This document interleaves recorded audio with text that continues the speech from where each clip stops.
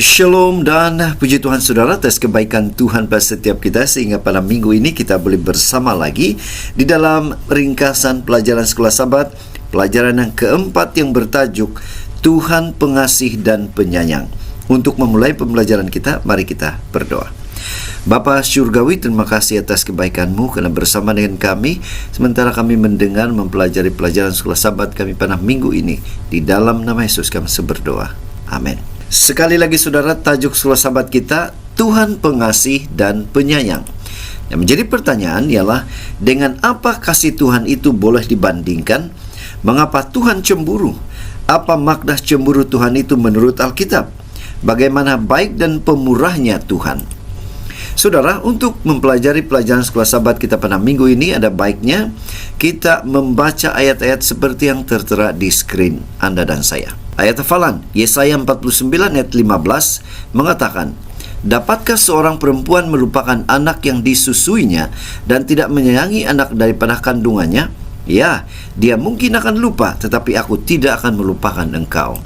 Terdapat kebenaran yang indah yang dapat diperoleh daripada kesadaran bahwa kasih Tuhan kepada kita adalah kasih yang sangat emosional, tetapi sentiasa dengan satu ikatan bahwa walaupun kasih Tuhan, emosi atau sebaliknya adalah sempurna, ia tidak boleh dianggap sama dengan emosi semasa manusia mengalaminya. Kasih Tuhan melampaui pemahaman manusia.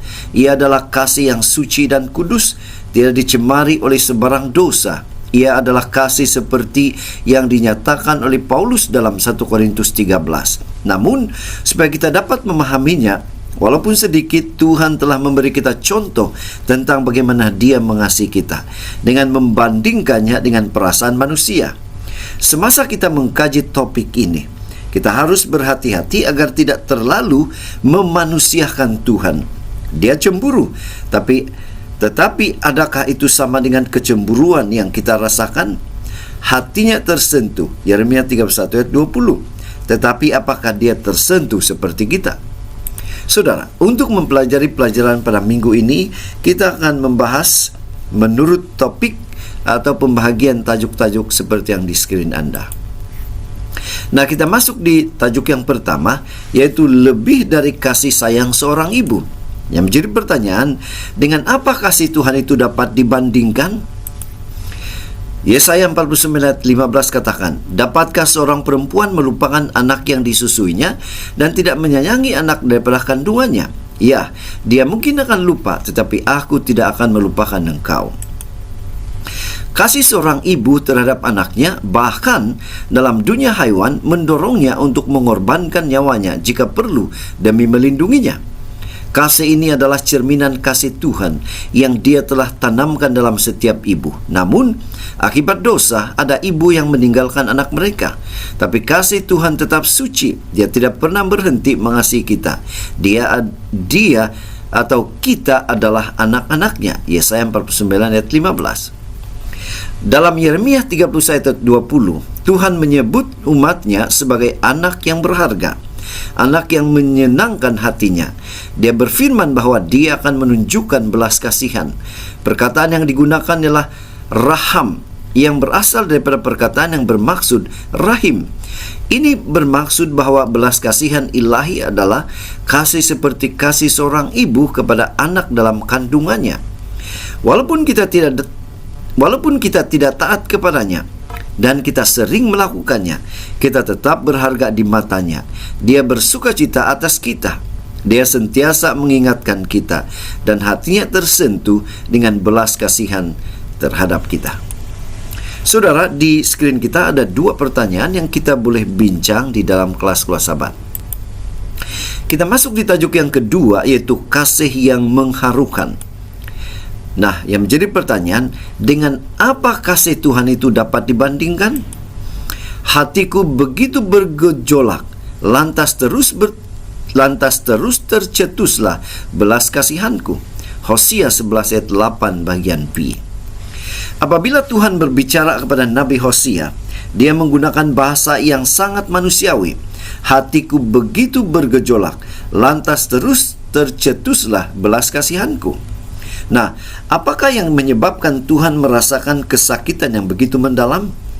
anaknya Efraim, yang melambangkan umat Tuhan dan juga setiap kita secara khusus, yang dia telah pimpin dengan tangannya dalam langkah pertama dan dukung dalam pelukannya, Hosea 11 ayat 7, yang telah dia tarik dengan tali kasih dan memberi dia makan, Hosea 11 ayat 8, terus memberontak terhadapnya dan tidak mahu menyembahnya, Hosea 11 ayat 2 hingga 7. Perasaan Tuhan sama seperti seorang ibu yang anaknya hendak dibelah dua oleh Raja Salomo, 1 Raja-Raja 3:26. Jangan cederahkan anakku, beginilah Tuhan mengasihi kita. Saudara, di skrin kita ada dua pertanyaan yang kita boleh bincang di dalam kelas-kelas Sabat. Kita masuk di tajuk yang ketiga, yaitu belas kasihan Tuhan. Yang menjadi pertanyaan di sini ialah, berapa peratus belas kasihan Tuhan kepada kita? Betapa baik dan penyayangnya Tuhan itu? Saudara, 1 Timotius 2 ayat 3 hingga 4 mengatakan, inilah yang baik dan diredai oleh Allah penyelamat kita, yang berkehendakan semua manusia diselamatkan dan mengetahui apa yang benar. Sehingga kini kita telah melihat kasih Tuhan sebagaimana yang dinyatakan dalam perjanjian lama. Apabila kita beralih ke perjanjian baru, kita melihat belas kasihan dan rahmat Tuhan dinyatakan sepenuhnya dalam kasih. Pertama, Tuhan atau Dia menjamah orang kusta karena Dia berbelas kasihan, Markus 1. Kedua, Dia menghentikan perarakan pengkebumian di Nain karena Dia merasa kasihan kepada ibu yang telah menjadi janda. Ketiga, Tuhan atau Yesus berbelas kasihan kepada orang ramai yang mengikutinya, Matius 14. Keempat, Dia berbelas kasihan kepada 5.000 orang yang belum makan, Matius 15. Dan yang kelima, Dia berbelas kasihan kepada orang buta, Matius 20 ayat 34. Ketika Tuhan Yesus memandang Yerusalem dengan hati yang sedih karena penolakannya, Dia berseru, berapakah kali aku rindu mengumpulkan anak-anakmu, sama seperti induk ayam mengumpulkan anak-anaknya di bawah sayapnya, tetapi kamu tidak mahu. Matius 23. Namun tanpa ragu, bukti terbesar belas kasihannya adalah ketika Dia memberikan nyawanya untuk kita. Efesus 5 ayat 2. Dan di skrin kita, saudara, ada dua pertanyaan yang kita boleh bahas dan bincang dalam tajuk yang ketiga ini. Kita masuk di tajuk yang keempat, yaitu Tuhan cemburu. Dan menjadi pertanyaan, apakah Tuhan memang cemburu seperti manusia? Apa yang Tuhan cemburukan sebenarnya? Nahum 1 ayat 2 mengatakan, kamu tidak boleh sujud menyembah Tuhan lain, karena Tuhan yang namanya cemburu. Ialah Allah yang cemburu, Keluaran 34 ayat 14. Tuhan itu Allah yang cemburu, Tuhan itu pembalas dan penuh dengan kemurkaan. Tuhan membalas perbuatan para penentangnya dan menyimpan kemurkaan terhadap para musuhnya. Nahum 1 ayat 2. Nah, cemburu apabila diterapkan kepada manusia mempunyai dua aspek, satu positif dan satu negatif.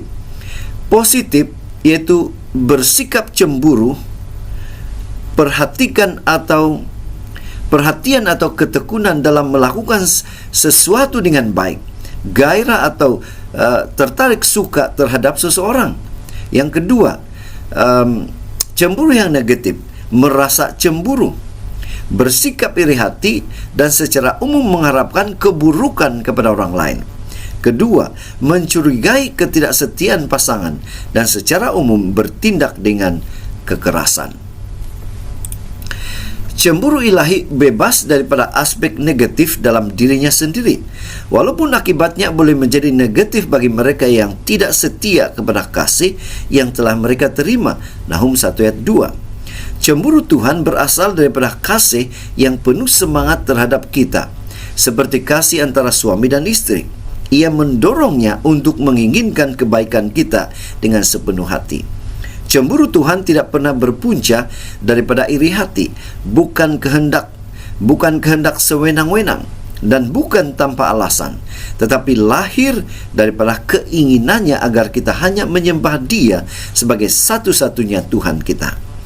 Semangat yang sama inilah yang mendorong Paulus mengasihi gereja-gereja Aku cemburu terhadapmu dengan cemburu ilahi, karena aku telah menunangkan kamu dengan Kristus dan ingin menyerahkanmu kepadanya, tetapi anak darah yang suci.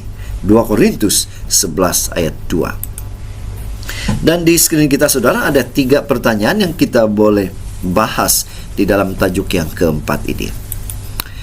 Kita masuk di tajuk yang terakhir, yaitu pengasih dan penyayang. Nah, yang menjadi pertanyaan di sini ialah, apa gambaran kasih Tuhan itu sebenarnya? 1 Korintus 13 ayat 4 hingga 8e mengatakan, kasih itu penyabar dan penyayang. Kasih tidak iri hati, tidak membanggakan diri, tidak angkuh. Kasih tidak berkelakuan biadab, tidak memburu kepentingan sendiri, tidak cepat meradang, tidak memperhitungkan kesalahan orang lain. Kasih tidak gembira dengan kejahatan, tetapi gembira meraihkan kebenaran.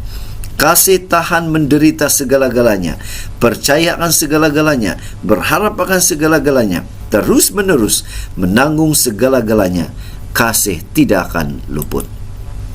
Nah, adakah 1 Korintus 13 ayat 4 hingga 8 ini menggambarkan kasih manusia atau kasih ilahi?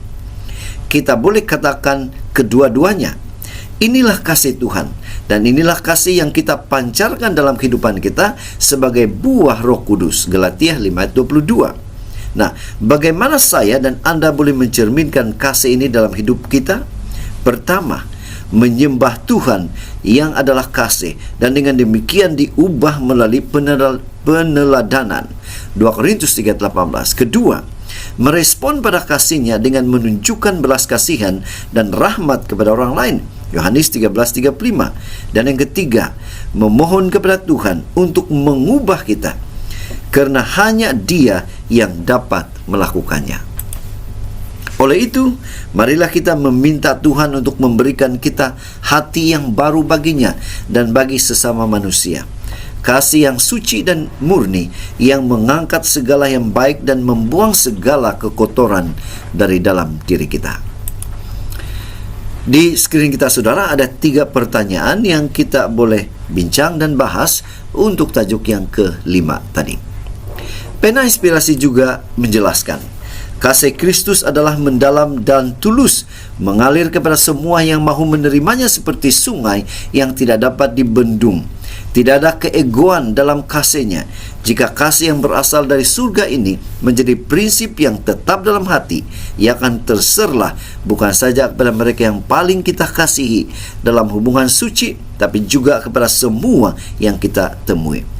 Kasih ini akan mendorong kita untuk menunjukkan perhatian dalam perkara kecil, berlapang dada, melakukan perbuatan baik, serta mengucapkan kata-kata yang lembut, benar dan memberi semangat. Ia juga akan membawa kita untuk bersimpati dengan mereka yang hatinya merindukan penghiburan dan perhatian. Mind Character and Personality, volume 1 muka surat 208. Jadi saudara, dari pelajaran sekolah Sabat kita pada minggu ini kita boleh menyimpulkan. Pertama, kasih Tuhan melebihi kasih seorang ibu. Kasih seorang ibu terhadap anaknya mencerminkan kasih Tuhan, tapi kasih Tuhan jauh lebih besar dan tidak pernah berakhir. Yesaya 49. Tuhan menunjukkan kasihnya dengan belas kasihan yang mendalam seperti kasih seorang ibu kepada anak dalam kandungannya. Yeremia 31 ayat 20. Kedua, belas kasihan Tuhan dinyatakan di dalam Yesus Kristus. Dalam perjanjian baru, kasih dan belas kasihan Tuhan sepenuhnya dinyatakan melalui Yesus. Dia menunjukkan belas kasihan kepada orang sakit, orang miskin, orang buta, dan mereka yang menderita. Markus 14, Markus 1, Lukas 7. Bukti terbesar belas kasihannya adalah pengorbanannya di kayu salib demi menebus manusia dari dosa. Efesus 5:2. Dan yang terakhir, kasih dan kesetiaan Tuhan yang kudus. Cemburu Tuhan bukanlah iri hati manusiawi, tetapi lahir dari kasih yang murni dan keinginan agar manusia tetap setia kepadanya sebagai satu-satunya Tuhan. Keluaran 34, Nahum 1. Kasih sejati yang digambarkan dalam 1 Korintus 13 adalah kasih Tuhan yang harus kita refleksikan dalam kehidupan kita melalui Roh Kudus. Galatia 5 ayat 22. Jadi saudara, sekian saja ringkasan pelajaran sekolah sahabat kita pada minggu ini. Semoga ini boleh membantu kita di dalam mempelajari pelajaran sekolah sahabat kita. Tuhan memberkati kita. Mari kita berdoa. Bapa Syurgawi, terima kasih karena bersama dengan kami sementara kami mempelajari pelajaran sekolah sahabat kami pada minggu ini, sehingga kami mengerti, kami boleh mengaplikasikan kasih Tuhan itu dalam kehidupan kami.